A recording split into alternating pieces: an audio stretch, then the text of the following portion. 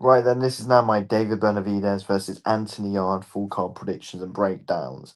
And, you've just got to do the four main fights because these are the ones everybody wants to hear about because they are all main event fights. They all are. I cannot wait for this card. What's better, this or the last crescendo? I think there were more fights in the last crescendo, but this is still very, very, very good, though, these four main fights that we've got. Let's get started anyway with Bam Rodriguez versus Fernando Martinez. I'm going with Bam Rodriguez to win this fight. I think Bam Rodriguez will get a. I'm gonna say a late stoppage. I feel like he'll end up breaking down Fernando Martinez. I think the thing is with Fernando Martinez, I just feel like he's gonna stand toe to toe with Bam, isn't he? That's what he's gonna want to do. That's his style, stand toe to toe with you, and it's not going to work. He's not going to try and outbox Bam Rodriguez. If he does, it won't work. He'll just be forced into Bam's game anyway because that's Fernando Martinez's natural style. He'll want to go toe to toe, and Bam Rodriguez works angles ridiculously well.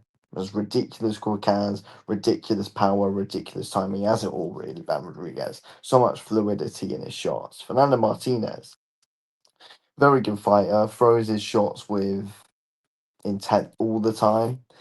Not really quick. I think Bam Rodriguez has got a massive speed advantage over him, but Fernando Martinez has very good power. He hits hard. But more than what his record suggests, he's got a 50% KO ratio, but I think really he hits harder than what his record suggests. He throws every shot with intention and it is very draining. And I think the thing is with Fernando Martinez is that he can keep up that pace for a very long time, throwing shots with intention all the time. It's just very draining. He's always in your face a lot, but Bam Rodriguez has got so many ways around it, and I think Bam Rodriguez will outwork him when they're up close because. It's going to be up close. So Bam Rodriguez is going to get to him. He's going to hurt him. He's going to tie some brutal body shots on him. The angle work is ridiculous from Bam Rodriguez. I think he's got some of the best angle work in boxing right now. Ridiculously underrated. He still doesn't get the credit that he deserves, Bam Rodriguez. He gets a lot of credit, yeah, but he gets so much praise, but he's not known enough. Just because he's in the lighter weight classes doesn't mean he can't have hype around his name. He's got to have more around his name. He's a ridiculous talent. And I think Fernando Martinez is a very good win for him. It'll be very good on the resume. I've seen so many people say, "Oh, he's just gonna it'll be so easy." I mean, you look. I reckon Bam Rodriguez is definitely gonna win the fight. No doubts in my mind. But the reality is, Fernando Martinez is a good fighter. He is a good fighter. I think people are discrediting him on that.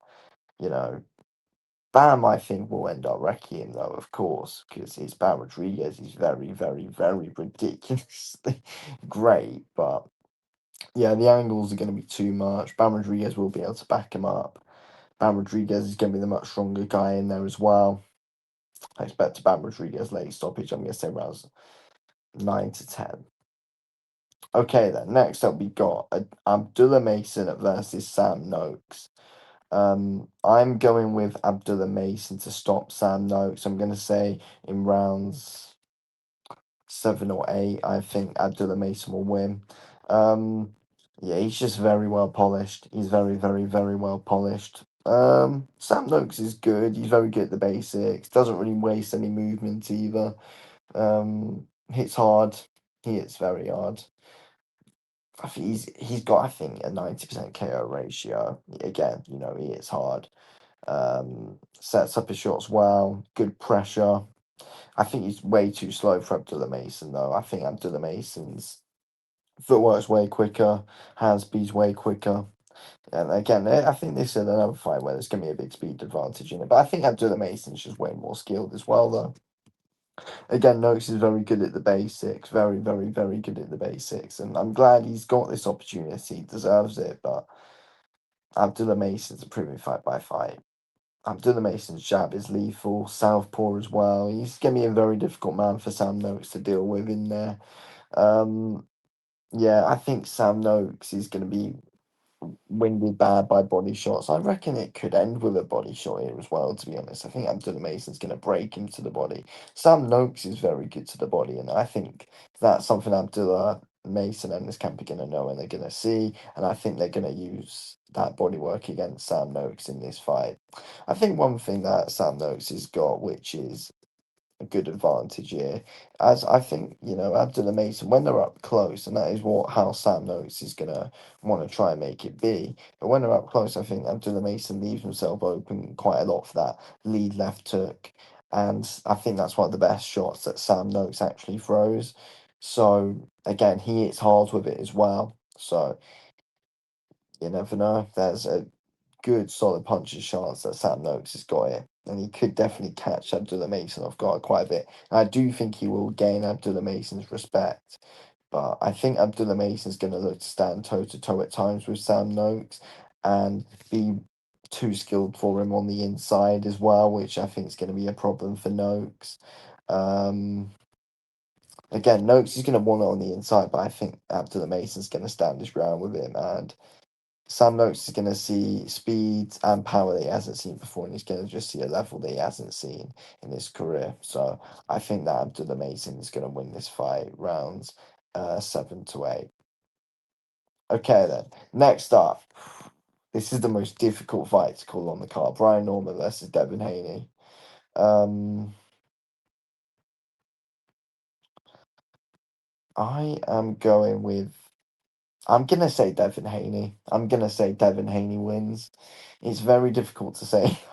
It's very difficult to say. I just think Devin Haney's fought at a much higher level. But the thing is, though, again, Brian Norman, world champion, but that welterweight division is very weak. It's very weak. These two are by far the best fighters in the division. Like, it's these two, then there's a massive gap below. Like, massive gap below these two. Um, yeah, I think Haney will win. I think the thing is, welterweight, the guys that Brian Norman's fought, it's been fantastic performances. He's impressed every single time, but he's been up against B-level champions. That's the thing. Haney's new to the division, so Norman's going to be the biggest puncher he's fought yet, which makes things interesting. And Norman's got very quick hands as well. He's very good at mid-range, very good at counters. But I think the thing is, though, Haney was shocking against Romero, shocking. But what I always notice, though, is that when the fighters go up against, other top level fighters, that's when the levels start to show. And I think that's what's going to happen here. Norman's going to be real dangerous, and Haney's level will come back. It will start to show. And I see Devin Haney outpointing him to a decision, but it could be close. I think it's going to be competitive a lot of times. Brian Norman's strong as well, but I think Devin Haney's going to box a good fight. I think Haney's going to box well here. I get that impression, and I think as well, Haney's not gonna. He's not gonna be forced into the game of Brian Norman. Brian Norman's gonna want it at mid range. Norman's good at fronting off the ropes. He's good at fighting center ring. Haney's going to look to keep center of the ring. He's going to look to keep the middle of the ring. Obviously, Jose Ramirez pushed him back a lot against the ropes, but I think Haney's going to be more disciplined this time. So I think Haney might sit down on his shots a bit more, move off well.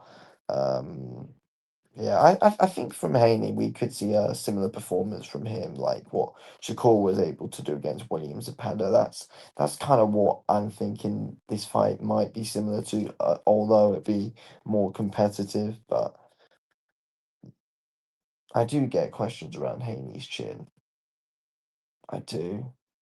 And especially now he's moved on weight against a very quick and hard puncher in Brian Norman. But reality is, though, Haney's fought at a much higher level, even though in the lower weight class. But he's fought at a much higher level than Brian Norman. That's going to play a big factor in this fight. Haney's fought much more high level fighters, and that is a big reason why I'm going with Haney because, you know, as elite as Brian Norman is, and he's clear of everyone in the division other than Haney, in my opinion.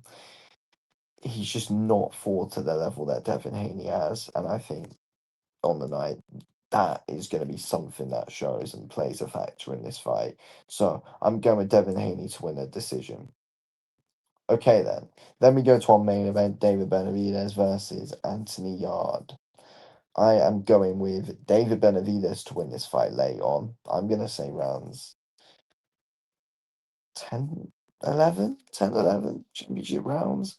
I think Benavidez will stop Anthony Yarde. Um, I'm looking forward to this fight. Yard always likes to start fast. He always does. Start fast when he fought Beterbiev. And in my opinion, that was a great performance from Yard. And I think if he was fighting anyone else that night, other than like Bivol, guys like Benavidez, he probably would have won. He would have beaten most guys that night, other than the real top guys. Um, there's a lot of world class guys who would have been on that night though. Anthony Yarde when he fought Beterbiev, but Benavidez is similar in many ways. He's much younger as well. Benavidez is much quicker than what Beterbiev is, and I feel like it's these pressure fighters that break Yarde. Kovalev broke Yarde with a lot of pressure. Beterbiev did. Benavidez will do the same thing. Other than Benavidez is younger than them, he's quicker, he's fresher. Um, but Yard will start fast, and I think Yard's got a lot of potential of causing Benavidez some possible problems here. Definitely, you can't rule that out. But Benavidez has just got such quick hands on the inside. He's very good at pushing you back. You can very rarely take the front foot against him. When Morel did, Benavidez covered up on the ropes actually very well. Came back with some great counters, pulling the guard down of him, and just catching shots while on the gloves. Benavidez's defense is getting better fight by fight. He's getting smarter and smarter. Yard hits hard, he's explosive, but I have noticed a little bit of a decline since that Beterbiev fight, though. That's the thing. He hasn't fully been the same since. He's taken much lower level fights, and in that Lyndon Arthur fight, they kind of stunk the stadium out. Um, but yeah, but Benavidez still new to like heavyweight. People have criticised him, but I thought he was good against David Morrell. The Ghost Stick fight wasn't great, but I thought he was good against David Morrell. Um, I thought he showed he's definitely third best in the division. I feel like he'll break Anthony Yard late. Benavidez just keeps up that pace. He's got ridiculous stamina late on, and Yard falls apart late and falls apart to pressure as well. So that's what David Benavidez is going to bring: quick hands and pressure. Um, and Yard will break to that late. He has done against Kovalev. He has done against Beterbiev. Will it happen a third time? Yes, it probably will. He's not the same since the Beterbiev fight. I've seen a bit of a decline. And Benavidez, 28 years old. Benavidez wins late stoppage.